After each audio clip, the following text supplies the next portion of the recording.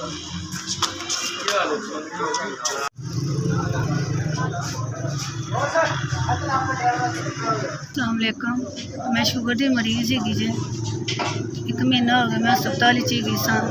जख्म पैर ते बन गया शुगर का। फिर तुहाडी मेहरबानी, तुसीं मेरी मदद की। पहले मेरी लत्त लवाई है, मेरे अगे भी बहुत मदद की है। रोज़े साढ़े बहुत प्यारे गुजरे ने। घर के हालात ऐ ने कि रोटी भी नहीं सी जे।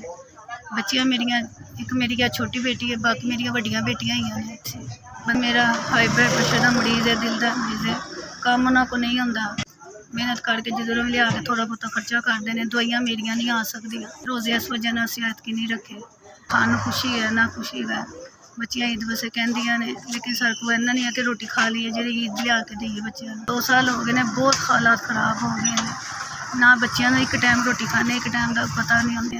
बिजली का बिल, बत्ती कट्टी गई है साड़ी, तेरी वजह ना साड़ी बहुत तंगी हुई है। ना बच्चे मेरे बड़े आवाज़ार अगे भी साड़ी बड़ी मदद की है। 1.5 लाख रुपए की तुसीं सानूं लत्त भी लवा के दी है।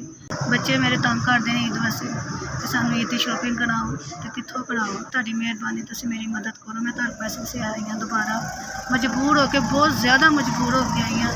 क्योंकि हूँ तो ऐसे सुबह की असीं रोटी खाधी है, अजे भी पता नहीं आ कि रोटी खानी है कि नहीं खानी। शुगर मेरी इन्नी क हाई रहिंदी है कि भुख दे नाल डॉक्टर कहते हैं कि रोटी खाओगे तो शुगर तुहाडी ऐसे तेज। 15,000 रुपया। SVS तारा अल्लाह भला करे, अल्लाह तुहानूं सलामत रखे। मैं जिद्दों ही आई हाँ, तुसीं मैनूं खाली हाथ नहीं भेजा। अल्लाह तुहानूं जिंदगी देवे, तंदुरुस्ती दे, अल्लाह तुहानूं आबाद रखे। अल्लाह तेरे बच्चों नूं अल्लाह मियां खुशियां देवे। प्यास तारे अदारे अल्लाह चलते रहे। अल्लाह तुसीं आबाद रहो। मेरी तुसीं 15,000 की मदद की, अल्लाह तुहानूं सलामत रखे। अल्लाह तुसीं इंज ही किसी सब की मदद करते रहो।